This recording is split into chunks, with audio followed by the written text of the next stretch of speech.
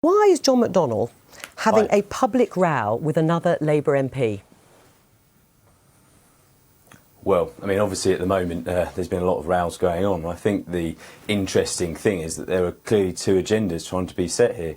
One of the things that's, I find quite disconcerting is the way that so many PLP members, Labour MPs, have just taken to the airwaves to put the boot in, actually, after a set of election results in local government that are pretty respectable and absolutely stonking results for the Bristol Mayor, really dramatic win. Right. I mean, thinking how badly Labour had been doing there for a period of time. We will come on to the results in just a moment, but why did he send her a public tweet? I mean, he said he wants the party to unite and it's peace in our time, and here he is demanding she correct something she said, but demanding she does it publicly. Is that the best strategy for unifying the party? Twitter doesn't necessarily lead to the most conciliatory discussion, I find, actually.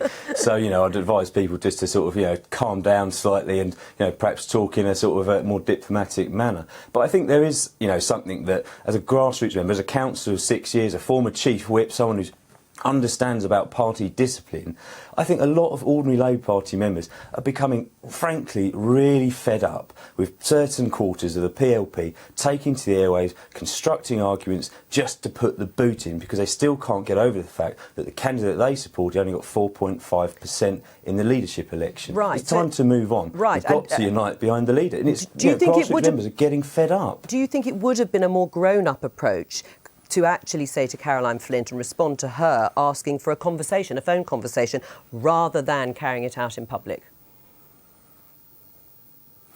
I think that, for me, I always prefer my trade unionists to get round the table and have a discussion. The junior doctor is an ACAS today. We don't need to be an ACAS, but we do actually need to be a bit more diplomatic when we talk to each other. Right. And I think Caroline Flint and others like her, there are certain MPs, I mentioned one in particular, Jo Cox, sending out an email saying to her local Labour Party that she had put the knife into Jeremy Corbyn. I mean, these people should be called in to see the whip. It's absolutely preposterous, this kind of behaviour. Let's put that to Michael Douglas. We've actually had a decent set of election results. We need to get behind Jeremy. Right. Should people like Jo Cox be hauled up in front of the leadership and his team to respond and say, why did you write that article the day after the elections?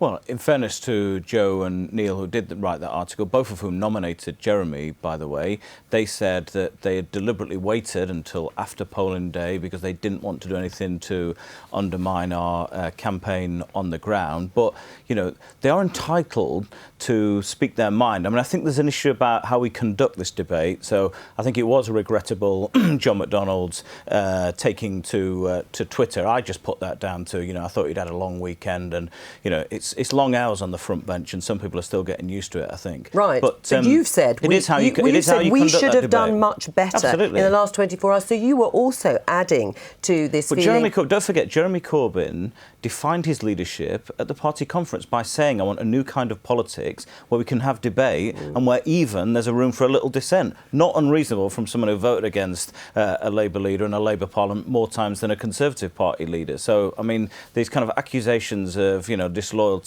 it is slightly hard to bear. But the truth is, whatever side we came from on the leadership, all of us in the Labour Party now have to come together and reflect on those results, because the public dealt us a verdict there. Now, you can contrast, say, London and Scotland.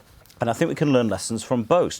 We can take the positive about London and say, right, what kind of a campaign, what kind of a message did we have there, where we were out of our comfort zone, where we were not just talking to ourselves and mobilising the base, but where we were out there reaching out to people who had voted Conservative, heaven forbid, people who had not voted Labour before. And yet, at the same time, in Scotland, we had a campaign, a hideous momentum, hard left experience, where we were going on a left-wing anti-Trident. I mean, putting anti-Trident in your manifesto, which is self-evidently anti-jobs in Scotland, surprise, surprise, that ended up in absolute disaster. Right, there are lessons from the good and the bad that we've got to learn here. Well, let's put that to Sam. Trident Party just won an absolute, third term of government. That's just absolute cobblers. I mean, look, my personal position is, I think we need to have a serious discussion with the trade unions about Trident and about those jobs. And I do actually agree with you, Michael, it shouldn't be the centre of our sort of discussion. But to say that in Scotland that's not a popular position is frankly bonkers. I mean, the SNP have been one of the most vociferous campaigning organisations in Scotland against Trident, and yet they just wiped us out the last election. Right, but Sam for me, we're still reaping the...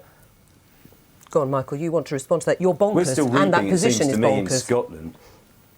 The truth is, I think Jeremy, and he said this a year ago, felt the situation that we have in Scotland was actually very straightforward. All we needed was a hard left, anti-austerity, anti-Trident, left-wing message, and that we would, and he said it would be his top priority and was convinced of victory. Actually, we went backwards and finished third behind the Conservatives. You can't kind of out-left-wing the SNP, you can't out-nat the SNP, so we've got huge lessons to learn in Scotland, but equally we've got lessons to learn from areas where we did well, and we fought a lot of very ultra campaigns, by the way, places like Exeter. The Sadiq campaign in London was very different to many of the others. And Jeremy was right to say that we hung on, or hold on, as John McDonnell said, but that should not be the pinnacle of our ambition a year after a general election, because even in places where we hung on, in absolute key seats, 11% swing against us in Nuneaton. Look at areas where we went backwards, in Derby, in Thurrock,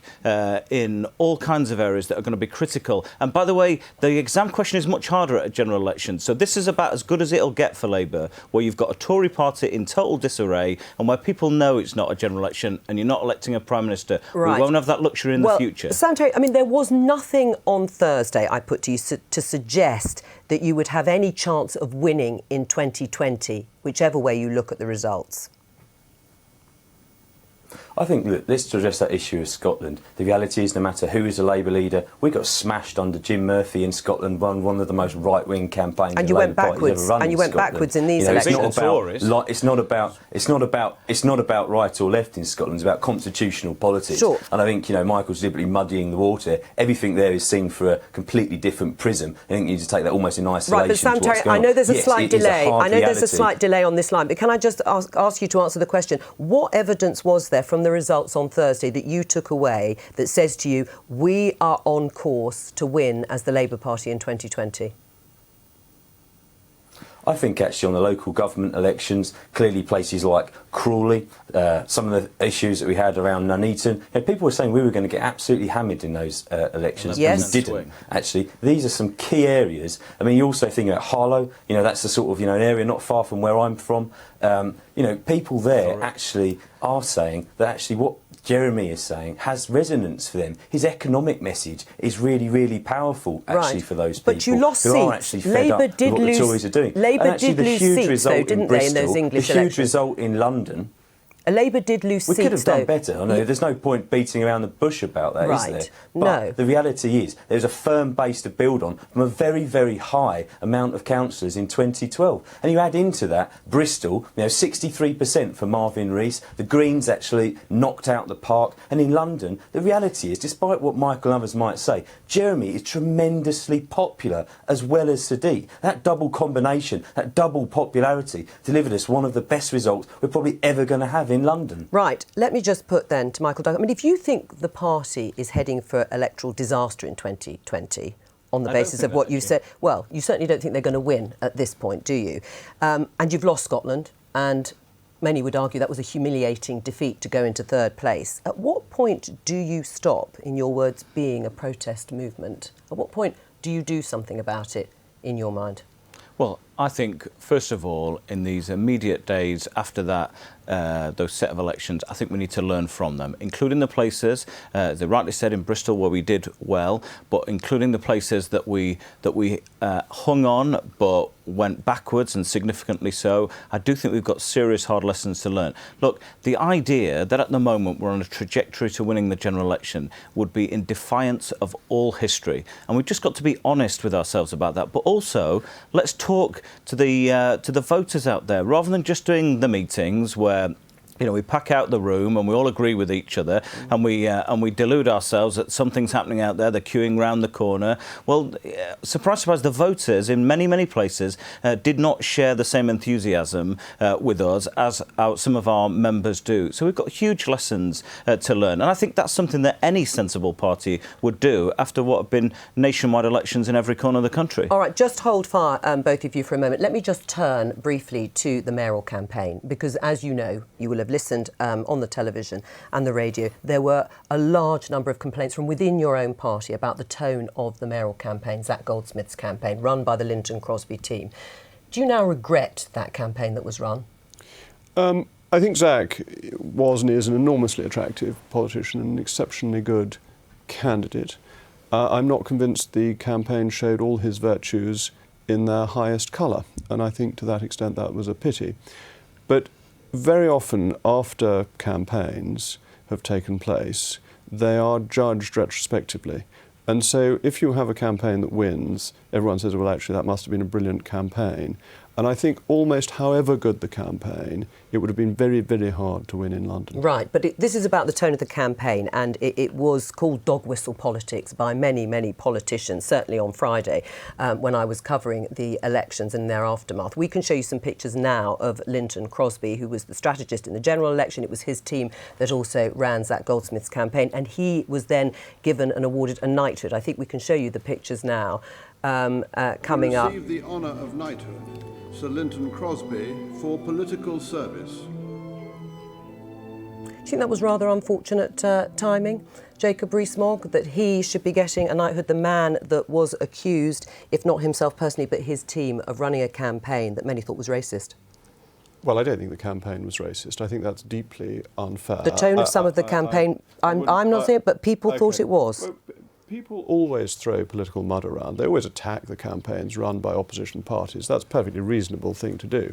But I do not think the campaign was racist. I think Linton Crosby is an extremely distinguished political strategist, played a very important role in the last general election. As I understand it, wasn't running this campaign. I think he thoroughly deserved his knighthood and should probably get an even higher knighthood. Briefly on Michael Duggar on that campaign? I actually think that Labour campaign should give the Labour Party nationally enormous amount of encouragement and hope, actually. I don't believe that the next general election is lost. I think it is in our hands. And I think Sadiq showed us that if you have a campaign rooted in the centre ground, where you've got a principled, dignified campaign that's got practical policies that command popular support, where you've got strong leadership, the strong leadership that Sadiq showed on anti-Semitism, I think it shows that when Labour reaches out beyond our core voters and our base, we can win, and we should take enormous encouragement from that, and we can do it in spite of a hostile Tory media and all the Tory money and all the Tory strategists in the world. Sam Tarry, thank you very much.